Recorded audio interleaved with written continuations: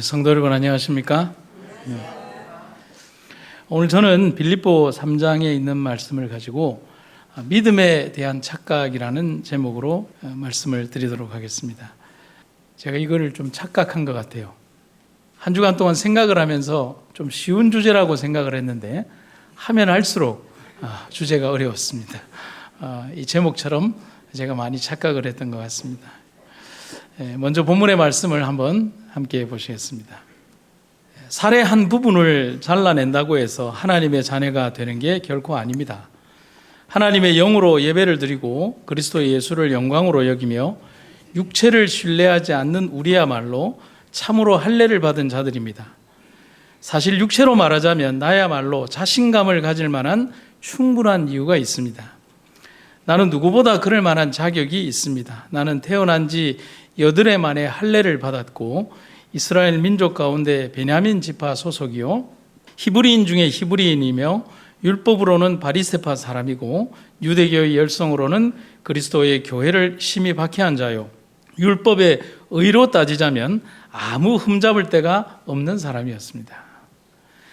바울이 회심을 한 이후에 자신의 삶 속에서 가장 부끄럽게 생각한 부분은 예전에 자신이 행동하고 보여주었던 잘못된 믿음에 대한 착각 때문이었습니다. 아마 이 부분은 자신의 부끄러움으로 쓴 글이라고 할 수가 있겠습니다. 그런 자신의 부끄러운 감정은 자신의 글에서 여러 번 반복되어 묘사되고 있습니다. 지금 조금 전에 우리가 읽었던 이 부분도 그런 내용에 해당이 됩니다. 바울은 여기에서도 분명히 자신의 잘못된 믿음과 또 그 믿음이 빚어낸 결과에 대해서 부끄럽지만 당당하게 고백하고 있습니다. 혈통으로는 완벽한 유대인이고 시민권으로는 로마 사람이고 유대교의 열성을 가진 자로 누구보다도 열정적으로 기독교인을 박해한 그는 스스로 완벽한 사람이라고 말을 하고 있습니다. 이전에 그가 그랬다는 겁니다. 이런 고백을 하면서도 바울 스스로 얼마나 지금 부끄럽겠습니까? 하지만 바울은 자신의 부끄러운 과거보다도 자신이 깨닫고 믿은 하나님 사랑이 더 크기 때문에 그것을 부끄러움이라고 지금 생각하지 않는다라고 고백하는 겁니다. 그리고는 당당히 지금의 나는 과거의 사울에서 하나님의 사도된 바울이 되었음을 간증하고 있는 겁니다. 바울은 자신의 과거가 그렇게 잘못된 믿음과 맹목적인 행동에 지배받을 수밖에 없었던 이유를 갈라디아서 1장에서 이렇게 고백하고 있습니다. 내가 내 동족 중 여러 연갑자보다도 유대교를 지나치게 믿어 내 조상의 전통에 대하여 더욱 열심히 있었다. 바울이 말합니다. 자신이 가졌던 지나친 열정이 올바른 믿음을 가지지 못하게 만들었음을 고백하고 있는 겁니다. 이것은 대단히 중요한 고백이자 충고가 되는 말입니다. 오늘 제가 전하려고 하는 기별도 여기에서 출발하고 있습니다. 결과가 좋다고 동기와 과정이 모두 좋다고 할 수는 없습니다. 우리가 믿음에 대하여 가지는 착각도 그런 겁니다. 믿음과 열정이 있다는 이유 하나로 모든 것, 특히 질서와 법칙이 무시되거나 동기나 과정이 호도되어서는 안 됩니다. 하지만 우리는 그런 실수들을 굉장히 자주 반복하고 심지어 그런 것들을 교회 안에서 잘못이라고 생각하지 않을 때가 많이 있습니다. 여리고성 승리라는 엄청난 결과 뒤에 아이성 전투는 실패하게 됩니다. 그 실패로 인해서 엄청난 후폭풍이 이 이스라엘 백성들 안에 불어오게 됩니다. 아이성 전투에서 이스라엘 백성들은 실패했지만 아이성 전투에 나가기 전에 이스라엘 백성들의 열정은 여리고성에 나아갈 때보다 훨씬 더 컸습니다. 맞나요? 하나님께서 여리고성 전투를 나가기 전에 백성들에게 뭐 하라고 하셨어요? 돌라고 했잖아요. 그리고 7일째에는 7번 돌라고 했습니다. 여러분 같으면 그 돌 때 기분이 좋았을까요? 이건 뭐 하자는 건지 모르겠다는 거죠. 나만 장군에게 선지자가 얘기를 하죠. 요단강에 가서 몇 번 물에 담그라고요? 7번 몸을 물에 담그라고 했을 때 기분 좋게 나갔겠습니까? 아니잖아요. 적어도 사람들에게는 확률적 전진이라는 게 있는데 7번 물에 담그면 적어도 7등분으로 나뉘어서 몸이 좀 좋아지는 과정이 보여졌다면 나만이 기분이 좋아졌을 거예요. 마찬가지로 이스라엘 백성들도 일주일 동안 하루씩 여리고성을 도는데 한 바퀴 돌 때마다 성 하나의 기둥이 쭉쭉 부러지기 시작하면 기분이 좋았을까요? 굉장히 좋았겠죠. 그런데 7일이 되는 날까지 아무런 변화가 없었다는 거죠. 그래서 전투력 혹은 굉장한 기대감, 열정으로 따진다면 여리고성 전투보다는 아이성 전투에 나갈 때 이스라엘 백성들의 그 기고만장이 훨씬 더 컸다는 사실을 알 수가 있습니다. 왜냐하면 무엇을 무너뜨렸으니까요. 여리고성이라는 절대로 무너지지 않을 것 같은 그 든든한 성을 무너뜨린 다음에 작고 연약해 보이는 우리 한 3만 명 정도만 가면 그냥 이길 수 있다라고 생각하는 하찮은 성이니까 얼마나 기고만장했겠습니까? 그런데 이겼습니까? 졌습니까? 졌죠. 쫓겨나왔어요. 많은 젊은이들이 죽었습니다. 왜 그렇죠? 바로 그 결과에서 배워야 할 중요한 교훈이 오늘의 주제와 연결이 되고 있는 겁니다. 우리 본교의 성경 주석을 한번 보시겠습니다. 이스라엘은 이전 승리, 여리고성 승리를 말합니다. 이스라엘은 이전 승리로 고무되어 성공에 대한 큰 확신을 보였다. 그러나 그들의 열심은 그들이 하나님을 대항하여 싸움으로써 잘못 사용되었다. 하나님을 대항하는 어떤 계획을 수행하는 모든 사람들도 이와 같다. 그리고 중요한 구절입니다. 가장 중요한 질문은 내가 열정적인 노력을 기울일 때 나는 누구 편에 있는가이다. 만약 내가 잘못된 편에 있다면 따라가야 할 합당한 길은 바로 그 자리에서 굴복하는 것뿐이다.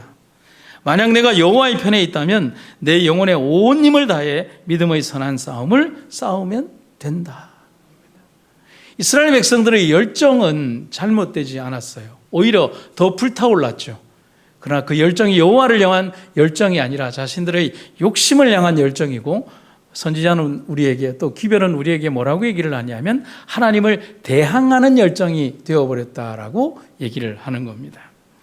오늘의 우리에게도 동일한 질문을 한번 해봅니다. 내가 가진 오늘의 믿음과 나의 오늘 열정이 누구를 향한 열정입니까? 하나님을 향한 열정입니까? 여러분들의 믿음의 만족을 위한 열정입니까? 여러분들의 믿음의 모습을 보여주는, 다른 사람들에게 보여주기식의 믿음에 대한 열정입니까? 오늘 심각하게 이 질문을 하고 오늘의 날을 한번 점검해 보도록 합시다. 첫 번째는요, 자기 확신을 믿음으로 착각해서는 안 된다는 겁니다. 성경 속에서 믿음의 반대편에 섰던 사람들을 한번 생각해 봅시다. 그런데 그들 대부분의 사람들은 악인이 아닙니다.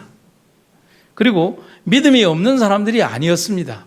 여러분, 유다가 처음부터 악인이었습니까? 아니죠. 유다는 선택받은 사람이죠. 열심도 있고 열정도 있습니다. 여러분들이 증언의 말씀을 보신다면 유다만큼 열심이 있고 지혜로운 사람이 어디 있습니까? 하나님에 대한, 말씀에 대한 무한한 충성을 소유하고 있는 사람들이기도 했습니다. 그런데 성경은 그들을 의인이라고 부르지 않습니다. 객관적 사실에서도 그들은 상당히 잘못된 일들을 점진적으로 벌여나갔습니다. 분명히 열정은 있는데, 믿음은 있는데 그들의 결과는 다릅니다. 우리는 여기에서 한 가지 정의를 하고 넘어가야 합니다. 내가 믿음을 가졌고 믿음에 대한 열정이 있기 때문에, 그렇기 때문에 내가 지금 하는 일이 무조건 옳은 일을 한다는 착각에서 벗어나야 한다는 겁니다. 교회 안에 분란이 일어나는 이유, 똑같은 한 과제를 보면서 직원회에서 다툼이 있고, 또 때로는 교회가 화합하지 못하고, 많은 교회들이 그런 일들에서 다툼의 과정을 겪는 이유들이 바로 이러한 과정 속에서 출발하고 있다는 겁니다. 내가 옳다는 생각이죠. 예수님이 비유를 통해서 말씀하신 비교입니다. 성전에 기도하러 올라온 바리새인과 세리에 대한 언급을 예수님께서 이렇게 하고 계십니다. 바리새인은 서서 따로 기도하여 가로되 하나님이여, 나는 다른 사람들 곧 토색, 불의, 간음을 하는 자들과 같지 아니하고 이 세리와도 같지 아니함을 감사합니다. 나는 일회에 2번씩 금식하고 또 소득의 11조를 드립니다. 여러분, 아까 제일 처음 읽었던 이 사도 바울의 자기 간증의 글과 같이 외형적 신앙으로 보면 얼마나 완벽합니까? 여러분들 일주일에 2번씩 금식합니까? 건강을 위해서라도 좀 금식 좀 하십시오. 이우석 박사는 일주일에 하루씩 금식한답니다. 그래서 저희도 하려고 했는데 못했어요. 맛있는 게 너무 많아서. 또 소득의 11조를 드립니다. 얼마나 완벽합니까? 여러분, 바리새인을 공격하기 전에 그들이 써놓은 글에서 교만은 있지만 그들의 행동을 그냥 딱 문자적으로 보면 그들은 완벽한 신앙인입니다. 잘못이 없어요. 여기에서 언급된 바리새인의 신앙적 행위에 잘못이 있습니까? 잘못이 없어요. 그들은 올바른 신앙의 행위를, 그것도 빠짐없이 수행한 사람들이자 그런 사람들을 대표하고 있습니다. 오늘날로 따진다면 제7일 안식일 예수 재림교인들을 대표하는 글이라고 할 수 있겠지요. 열정과 열심, 그리고 증언의 말씀들을 조목조목 적어가면서 그대로 살아야 된다라고 생각하는 그런 문자주의적인 생각까지도 가지고 있는 사람들입니다. 그리고 꾸준한 신앙적 행위를 하고 있습니다. 근데 이상하게도 그렇게 열심히 살았는데 예수님에게서 칭찬이 없어요. 우린 여기서 무엇을 생각하느냐면 그들은 자신들이 가지는 열정적인 행동을 믿음의 전부라고 착각하고 살았습니다. 우리가 신앙인으로 가장 조심해야 할 행동은, 또 생각은, 내가 가진 믿음의 열정을 지나치게 강조하는 행위와 말과 또 언동입니다. 우리 아주 쉽게 우리의 언어로 한다면 내가 무엇을 했고, 내가 어떤 활동을 했고, 어떤 선교적인 활동들을 했으며, 내가 적어도 얼마나 헌신하는지에 대한 자랑 아닌 자랑이 바로 그런 것이라고 하겠습니다. 자랑은 아닌데요, 자랑이죠. 교만은 아닌데 자신의 마음속에 뿌듯함이 그것을 지배하는 겁니다. 그런데 여러분, 그거 아십니까? 우리가 아는 자랑에는 아주 교묘한 사단의 덫이 숨겨져 있다는 것 말입니다. 제가 오늘 새벽에 한 문장의 예언의 신의 구절을 발견했는데 한동안 이 글귀에서 떠나갈 수가 없었습니다. 이 구절입니다. 같이 한번 읽어볼까요? 시작. 주님께서는 우리가 행한 일을 가지고 자랑하는 것을 기뻐하지 않으신다. 제가 다시 읽겠습니다. 주님께서는 우리가 행한 일을 가지고 자랑하는 것을 기뻐하지 않으신다. 아이들이 예전에 어릴 때 아빠 생일이 되면, 엄마 생일이 되면 선물을 사가지고 옵니다. 뭐 여러분들도 마찬가지잖아요. 그러면 선물에 따라 너무 고마워하고 눈물을 뚝뚝뚝뚝 쏟습니다. 우리 박영자 집사님 벌써 또 그 생각하니까 얼굴에 눈가가 막 이렇게. 근데 여러분 그거 아세요? 그거 자기가 준 돈인데. 그렇잖아요. 집사님이 다 준 거, 제가 다 준 돈인데 그거 돌려받았다고. 그런데 그거 주고 나서 아이들은 정말 뿌듯한 거예요. 세상에 어떤 것보다도 귀한 거를 줬다라고 생각하는 거죠. 본성적으로 연약한 인간은 하나님의 칭찬보다는 사람들 칭찬을 더 좋아하기에 시험에 빠지는 겁니다. 제가 아주 오래전에 제가 시골에서 심호할 때 교회 얘기했던 기억 나시나요? 기억을 좀 떠올려 드리면, 시골에 눈이 많이 오게 되면 눈을 치워야 되잖아요. 교회 마당 안쪽 이 마당이 있고 대문 바깥에 있으면 그것을 막 치워놓지 않으면 사람들이 이렇게 눈이 얼어버려서 미끄러집니다. 근데 제가 좀 이렇게 우락부락하게 생겨도 쑥스러움이 많아서 이제 저는 대문 안쪽을 쓸고 있고 집사람이 대문 바깥쪽을 쓰면 사람들이 지나갈 때 우리 집사람이 좀 싹싹해서 뭐 하냐면 지나가는 노인네들마다 뭐라고 하냐면 인사를 하는 거예요. 아유, 안녕하세요. 조심하세요. 다음에 또 뵐게요. 그러면 그 다음날 그 좁은 지역이니까 칭찬이 막 들려와요.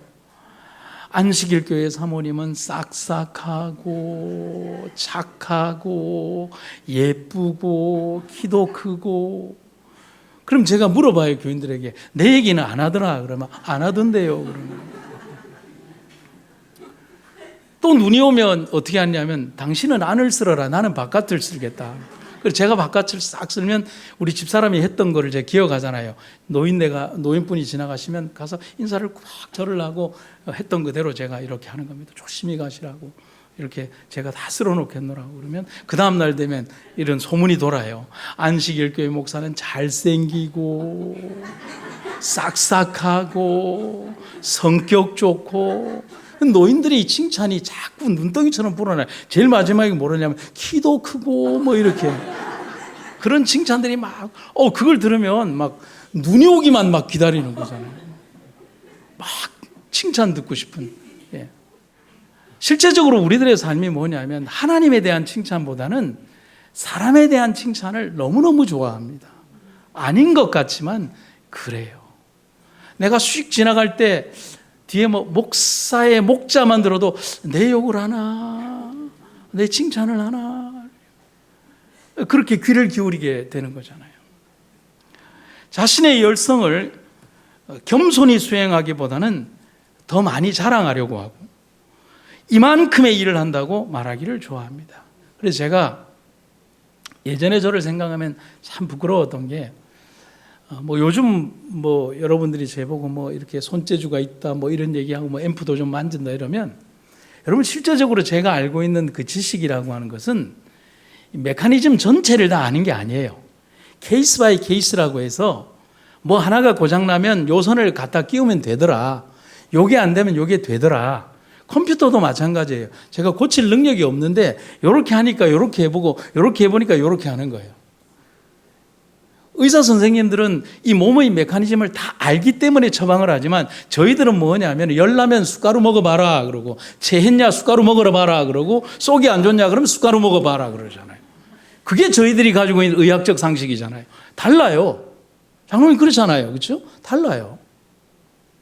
그런데 예전에 그렇게 사람들이 자꾸 그런 일로 저보다 훨씬 못하는 사람들이 제게 대해서 오 목사님 참 재주가 많아라고 칭찬을 하니까 제가 정말 재주가 많은 사람으로 생각하는 거예요.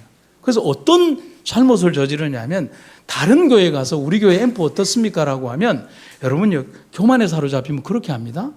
일단 나쁜 점을 얘기합니다. 내가 샀으면 더 싸게 샀어요 라고. 그럼 그렇게 돼요. 내가 거래하는 업체에서 샀으면 조금 더 싸요. 그리고 또 뭐라고 얘기합니까? 싸게 샀으면 그 다음에 어떻게 얘기하는 줄 아십니까? 왜 이 제품을 샀을까요? 제 솔직하게 드리는 말인 거예요. 어느 날 제가 그러고 있더라고요. 깜짝 놀랐어요. 근데 이 과정이 굉장히 오랜 과정이에요. 너무너무 부끄러웠어요.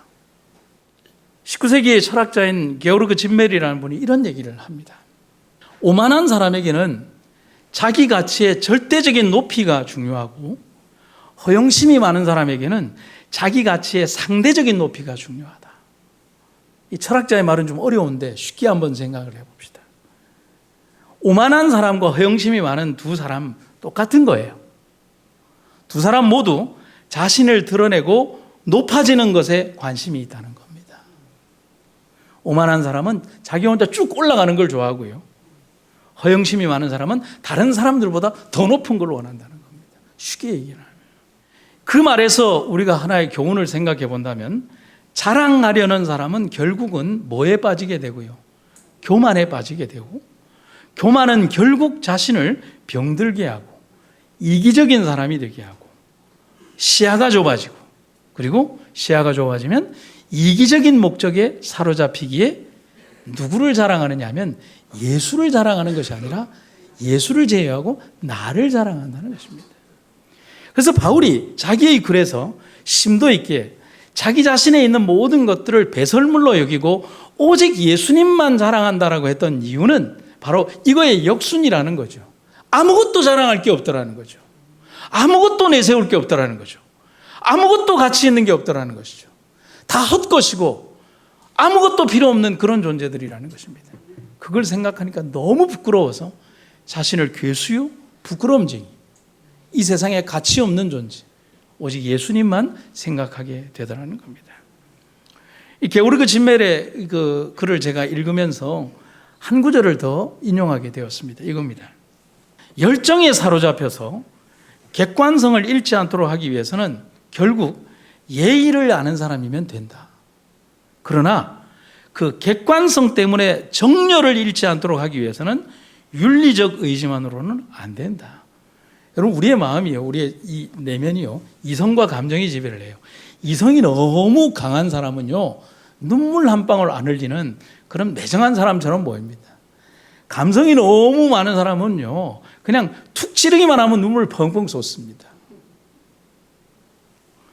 이 철학자의 어려운 말을 조금 제가 쉽게 풀이려면, 제가 이해한 것으로 설명을 드리면, 열정과 정열이 객관성, 곧 올바른 판단과 생각을 잃어버리게 할 수 있다는 거죠. 어제 여러분 이우석 박사의 강의를 들으실 때 생각을 해보면 그래요. 변연계의 행복 전달 물질, 도파민, 세로토닌, 엔돌핀이라고 하는 이런 감정적 요소의 이것들이 전두엽에 있는 거룩한 것들을 탈취해 갈 수 있다라고 하는 거죠. 우리가 감정이나 감성에 사로잡히면 객관적 판단이 흐려지게 된다는 사실이죠. 하지만 예의, 곧 겸손함이 있다면 그것을 이겨낼 수 있다는 겁니다. 하지만 지나친 냉철함이 열정을 식지 않게 만들기 위해서는 내 자신의 의지만으로는 된다, 안 된다는 거예요. 안 된다는 거예요. 결국은 우리는 답을 알고 있죠. 누구를 바라보라? 예수님을 바라보는 수밖에 없다는 겁니다. 바울이 우리에게 말하는 겁니다. 여러분, 제가 올해 목회 33년입니다. 그렇게 많은 교회를 돌아다녀 보지는 못했어요. 여기에서도 8년이고 다른 교회에서도 7년씩 이래 다니다 보니까 많은 교회를 다녀보지는 않았지만 그래도 지구교회까지 합치면 꽤 많은 교회들이 있습니다. 그런데 저의 어떤 경험을 좀 말씀드리면, 예전 경험에서 볼 때 교회를 힘들게 하는 사람들은 대부분 교회에서 가장 오래되고 가장 열심히 일을 하는 사람들이 교회를 어렵게 하는 일들이 많습니다. 사사건건 간섭하고 지적하고 불편을 주는 사람 중 대부분은 초신자가 아닙니다. 초신자가 와서 목사님 설교 왜 그래 하는 사람 아무도 없습니다. 교회 점심을 일일이 참여하고 젊은 집사들을 불편하게 만드는 이들은 가장 오래 교회를 다닌 어른들입니다. 여러분, 이거 뭔 줄 아세요? 참 열심은 있는데 그 열심들이 오히려 다른 사람들을 무진장 불편하게 만드는 경우들이 많다는 겁니다. 심지어는 그 열심이 교회의 분란과 아픔을 주는 경우로 작용하기도 한다는 겁니다.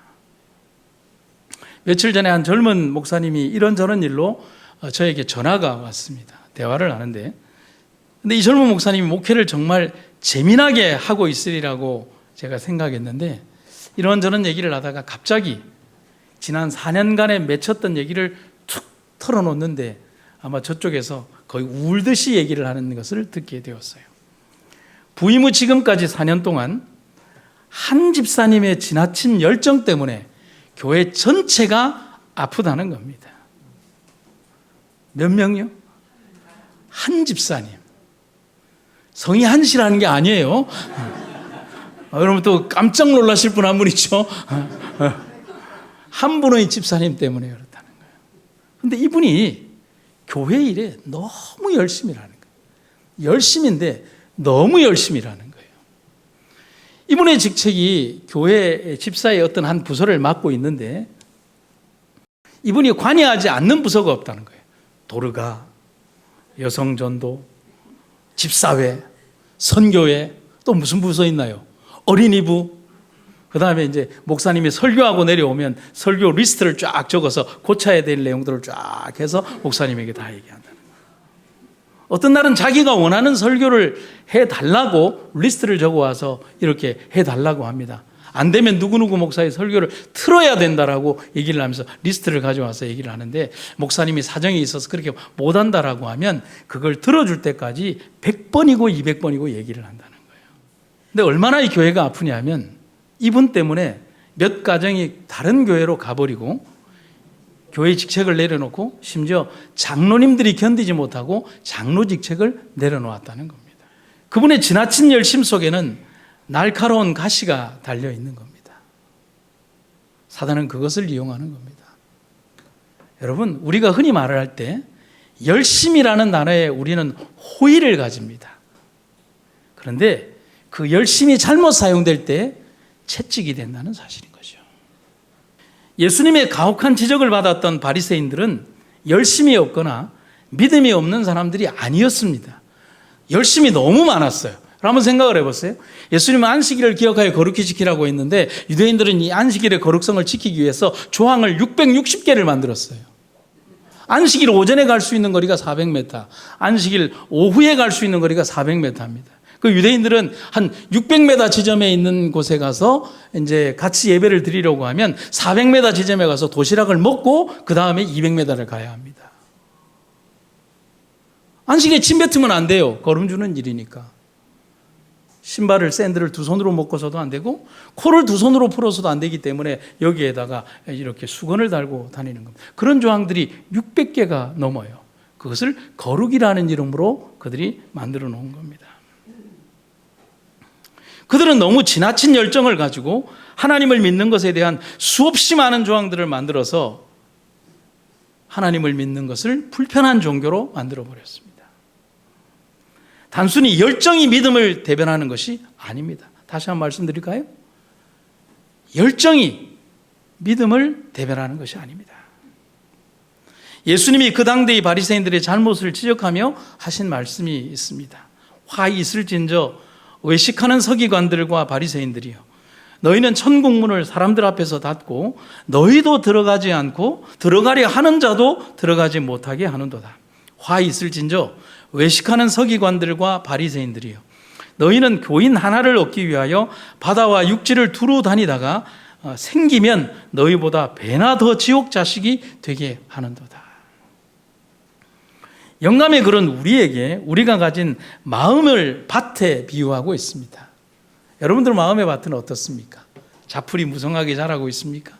아니면 경지가 잘 되어 있습니까? 이렇게 씨만 뿌리면 쫙 납니까? 여러분, 제가 언제 저걸 가지고 설교를 하려고 하는데 미리 예고를 드리면 황무지에 꽃이 피고라고 하는 제목으로 설교를 준비하는 게 있어요. 그 왜 준비하느냐면 예전 우리 교회터 위에 건축 자재가 막 나와서 너무 지저분한 거예요. 사람들이 막 쓰레기를 버리고. 그래서 어떤 환자분이 지나가면서 아이고 여기에 꽃이 있었으면 좋겠다라고.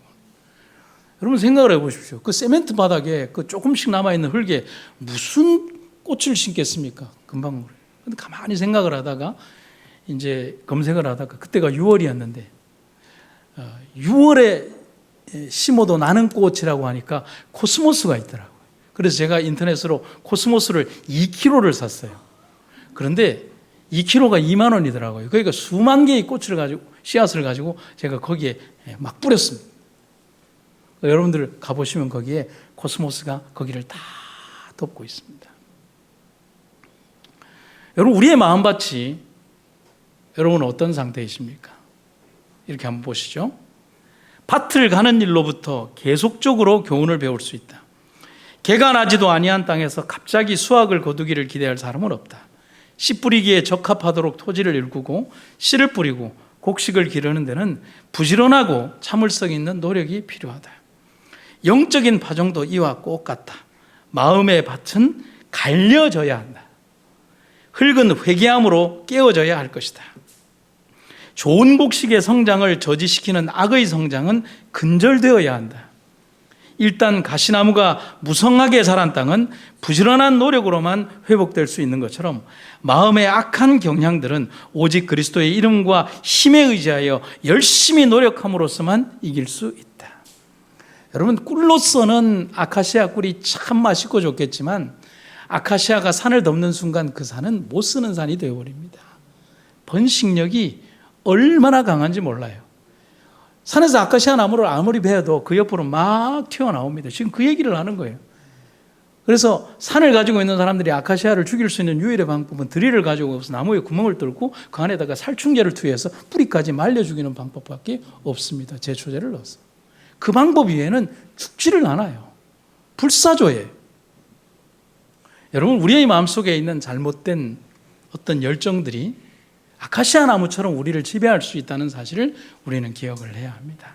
두 번째는요, 열정이 목적을 대신하지 않습니다. 아까 나왔던 내용에 이어지는 내용입니다. 제가 예전에 시골에서 목회를 할 때 참 다양한 교인들이 많이 있었습니다. 제가 담임해야 되는 교회가 7개 교회였는데 성도들이 600명 정도라고 말씀을 드렸죠. 근데 시골 생활을 위해서 도시의 재산을 팔고 불편한 시골로 이사와서 사는 정말 그분들은 모범적인 그리스도인들이었어요. 정말 열심히 사는 분들이었어요. 연간 수입이 200만 원, 300만 원밖에 안 되었지만 하나님에 대한 충성과 헌신은 놀라울 만큼 대단한 분들이었어요. 특별히 그때가 1999년 밀레니엄 전이라서 정말 많은 분들이 그때 시골로 이사를 왔는데 이런 부류들이죠. 지성소 신학을 하시는 분들, 시골 생활 기별을 전하시는 분들, 볶음곡식을 주장하시는 분들, 완전론을 주장하시는 분들, 또 강원도에서 자기들만의 신앙을 하시던 분들, 이런 분들이 다 와서 각 골짜기마다 그들의 신앙으로 살았어요. 제가 그때 나이가 30대 초반, 중반을 지나고 있었는데 그분들을 상대할 만큼 제가 실력이 되지를 않아요. 그분들은 어느 정도의 실력이냐면 초기 문집 정도는 페이지를 다 외웁니다. 초기 문집 몇 페이지, 몇째 줄 보라고 그럽니다. 그런 분들이에요. 제가 그분들에게 논쟁을 통해서 이길 실력도 되지 않았지만 아무리 제가 그런 실력이 된다 하더라도 절대로 그분들이 자신들의 의견을 굽히지 않는 분들입니다. 그래서 제가 하는 일은 뭐냐면 연합 집회를 해도 서로 조화롭게 서로를 존중하라고 했습니다. 볶음곡식을 주장하시는 분들이 오시면 그거 받고 감사하고 누룽지 맛있게 먹으라고 그러고, 완전론 주장하시는 분들이 오면 그분들의 기별을 듣고 우리가 열심히 살자고 얘기를 하면서 그렇게 서로 조화롭게 했습니다. 근데 그중에 완전주의를 주장하는 분들이 모여 사는 몇 가정들이 있었어요. 여러분, 제가 완전주의를 다 설명하기는 참 곤란하지만은 믿음의 훈련을 통해서 우리의 상태가 죄 없으신 예수님의 상태까지 이룰 수 있는 품성의 경지에 도달하는 수 있다라고 주장하는 분들입니다. 여러분, 여기에서 여러분들이 가능하다, 불가능하다를 지금 논할 필요는 없고요. 그럼 그분들의 삶은 대단하겠죠. 근데 완전주의를 주장하는 분 중 한 가정이에요. 좀 이상했습니다. 마을 이장으로부터 그분 가정에 대한 제보를 들었는데 예수님처럼 살고 그런 품성에 도달하고 죄를 극복하고 매일마다 볶음곡식을 먹고 완전한 품성에 이룰 수 있다고 주장하고 아이들을 학교에 보내지 않고 간장과 된장과 발효된 음식들은 입에도 대지 않고 그렇게 완전함을 추구하며 주장하며 사신다는 분이 매일 아내를 폭행한다는 것입니다. 제가 어떻게 받아들여야 할까요? 어떻게 그런 일이 있을 수 있을까요? 그러면서 안식일이 되면 자신들이 예배하는 공동체 작은 집회소에서 예수님의 완전을 얘기하고 품성의 완전을 이야기하면서 찬미하고 우리가 완전해질 수 있다라고 그분이 설교하는 겁니다. 여러분, 기별이 아무리 좋고 아무리 좋은 방향을 제시해도 깨끗한 그릇에 담기지 않은 음식은 가치가 없습니다. 우리에게 하나님께서 거대한 이 복음의 기별과 믿음의 산 기별들을, 선지자의 기별들을 우리들에게 주셨다면 우리는 그것을 담을 수 있는 정말 깨끗한 그릇들이 되어야 합니다. 이스라엘 백성들이 하나님의 복음의 천사의 기별들을 빼앗긴 이유는 바로 그들이 그런 그릇이 되지 못했기 때문에 그렇다는 것입니다. 바로 그것이 우리가 올바른 신앙생활을 해야 하는 이유입니다. 제7일 안식일 예수 재림교인이라고 아무리 떠들고 자랑을 해도, 아무리 진리교회의 백성이며 진리를 가져노라고 말을 한다고 해도 우리가 올바르지 않은 삶을 산다면 우리에게 맡기신 법궤의 사명은 의미가 없다는 것입니다. 나와 함께 매일 엘리베이터를 타는 층의 그 사람의 눈빛에서 재림교인은 저 모양이라고 하는 마음속 생각이 있다면 적어도 저는 하나님의 기별을 담을 그릇은 못 된다는 겁니다. 우리에게 맡기신 법궤의 사명이 의미가 없다는 것이죠. 아무리 열정적이고 열심히 오늘 충성하며 사는 것처럼 보여도 그 열정이 목적을 완전히 대변하지 않는다는 사실을 우리는 알아야 하는 겁니다. 바리새인들의 실패가 거기에 있는 겁니다. 예수님이 선한 사마리아 사람의 비유를 말씀하시면서 하신 질문, 누가 강도 만난 자의 이웃이 되겠느냐? 그 질문 속에 담긴 의미를 우리는 알아야 하는 것입니다. 우리가 제일 처음 읽었던 본문의 말씀을 다시 읽도록 하겠습니다. 나는 누구보다 그럴 만한 자격이 있습니다.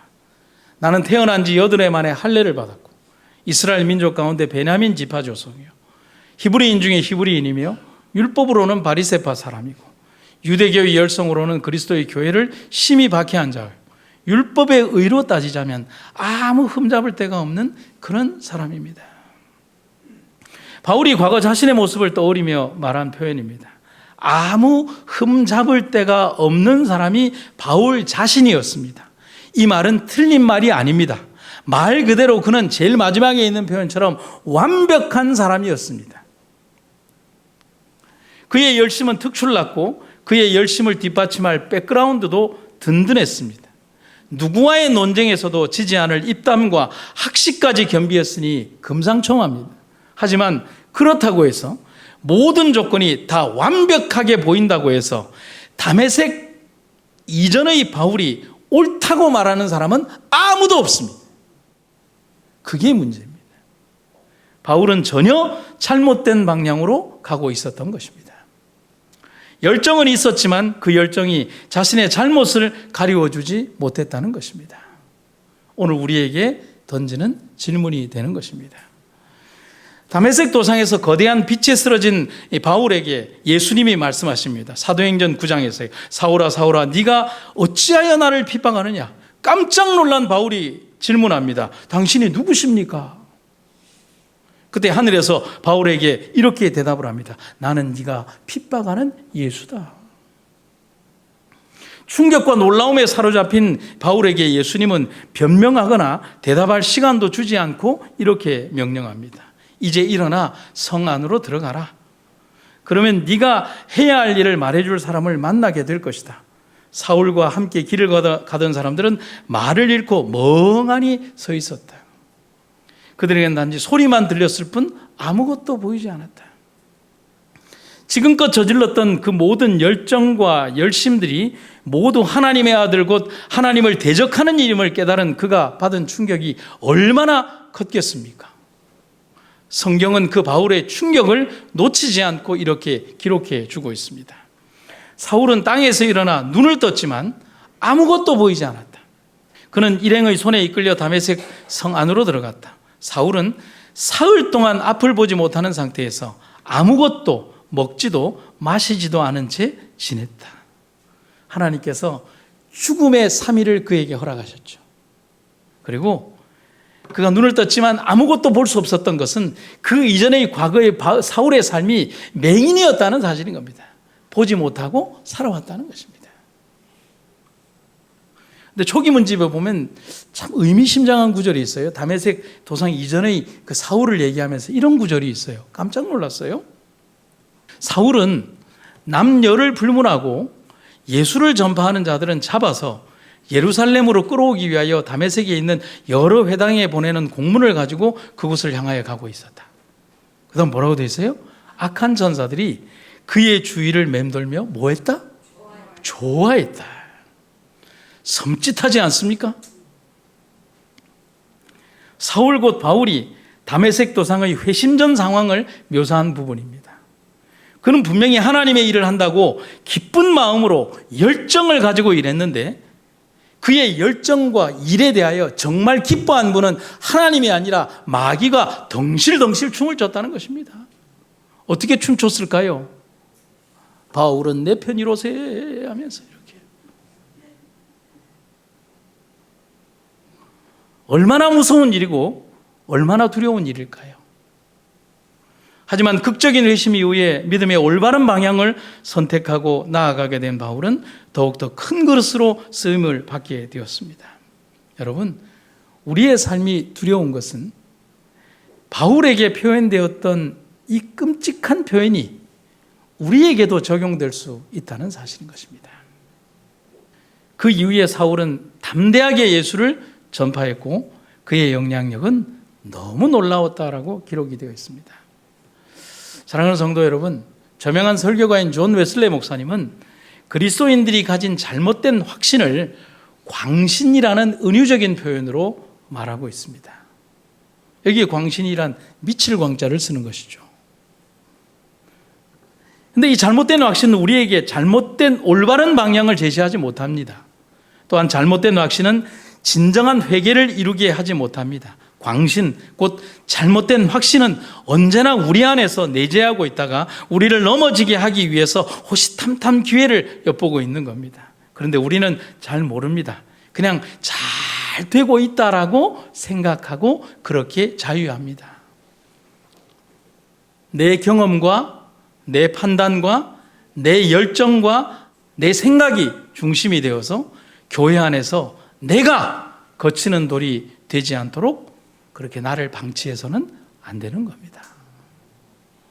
우리는 오늘 제시된 우리의 문제를 풀기 위하여 예수님이 말씀하신 그를 통하여 교훈과 답을 얻기를 간절히 바랍니다. 너희가 내 안에 거하고 내 말이 너희 안에 거하면 무엇이든지 원하는 대로 구하라. 그리하면 이루리라. 너희가 과실을 많이 맺으면 내 아버지께서 영광을 받으실 것이요 너희가 내 제자가 되리라. 제가 증언의 말씀을 2페이지를 읽고 마치도록 하겠습니다. 과실을 맺는다는 것은 무슨 뜻인가? 그것은 한 주일에 한 번씩 집회에 참석하고 기도회에 와서 간증을 하는 것이 전부가 아니다. 매일매일 우리가 그리스도 안에 있음이 발견되어야 하며 우리의 가정에서 사업과 생활의 모든 관계에서 인내심을 가지고 그리스도의 정신을 나타내는 열매를 맺어야 한다. 간헐적으로 그리스도와 관계를 갖는 것을 전부로 생각하고 가끔씩 그리스도를 믿는다고 고백하기 때문에 그들은 살아있는 그리스도의 가지로 여김을 받을 수 있다고 생각하는 것 같이 행하는 사람들이 많이 있다. 하지만 그것은 잘못된 생각이다. 가지는 포도나무에 접이 되어야 하고 거기에 붙어 있어야 하며 포도나무의 섬유질과 연접이 되어서 포도나무의 뿌리에서 수액과 영양분과 포도나무의 기름기를 매일 공급받아서 마침내 원둥치와 하나가 된다. 포도나무를 기르는 수액은 가지도 길러야 한다. 이것은 그리스도 안에 있는 사람의 생활에서 분명해질 것이다. 왜냐하면 그리스도의 즐거움이 육체를 쫓지 않고 그 영을 쫓아 행하는 그 사람 속에 있을 것이기 때문이다. 사랑하는 성도 여러분, 우리의 삶 전부 다를 잘못이라고 드리는 말이 아닙니다. 행여나 우리의 생애와 삶 속에서 우리가 가진 그 열정과 그리고 그리스도가 배제된 우리의 마음속 그 열정들이 하나님의 반대편의 일을 할 수도 있다는 사실을 우리는 생각해야 한다는 것입니다. 우리의 행동과 삶이 교회를 나쁘게 해서는 안 됩니다. 하나님의 사업에 거치는 돌이 되어서도 안 됩니다. 누군가에게 아픈 상처가 되어서도 안 됩니다. 예수님께서 우리를 바라보시면서 품으셨던 귀하고 놀라운 사랑의 은혜처럼 우리도 예수님의 원대한 사랑에 접붙임된 사람으로서 비록 돌감람나무 가지이지만 참감람나무 가지로 변화되어서 예수님의 아름다운 사랑과 열매를 맺는 여러분과 제가 되기를 주의 이름으로 축원합니다. 사랑의 아버지 하나님, 은화 30냥에 예수님을 팔았던 유다는 자신의 그 행동이 예수님을 위한 가장 올바른 행동이라고 생각하며 그 행동을 했습니다. 하지만 그것이 얼마나 치명적인 잘못이며 잘못된 행동인가 하는 것을 깨닫는 데는 오랜 시간이 걸리지 않았습니다. 우리의 생애에도 주님을 향한 열정이라는 이름으로 우리가 올바르지 않은 길로, 때로는 올바르지 않은 행동을 하며 올바르지 않은 판단으로 또 올바르지 않은 말을 할 때가 있지는 않습니까? 우리의 잘못됨을 하나님 용서하여 주시고 하나님 앞에서 하나님을 선히 바라볼 수 있는 믿음의 용기와 그 방향을 가르쳐 주시옵소서. 오늘 우리가 살아가는 생애 가운데 주께서 우리에게 베풀어 주신 그 아름답고 좋은 날들 속에서 주님께 영광이 되고 하나님께 영광이 되는 귀하고 아름다운 일들을 헌신하며 충성하고 나아갈 수 있도록 도와주시옵소서. 오늘도 이 교회를 사랑하시는 주님께서 이 교회를 복되게 하신 것을 인하여 감사드리고 교회의 구성원들마다 하나님의 귀하고 아름다운 은혜 가운데 거하게 하여 주시옵소서. 예수님 이름으로 기도드립니다.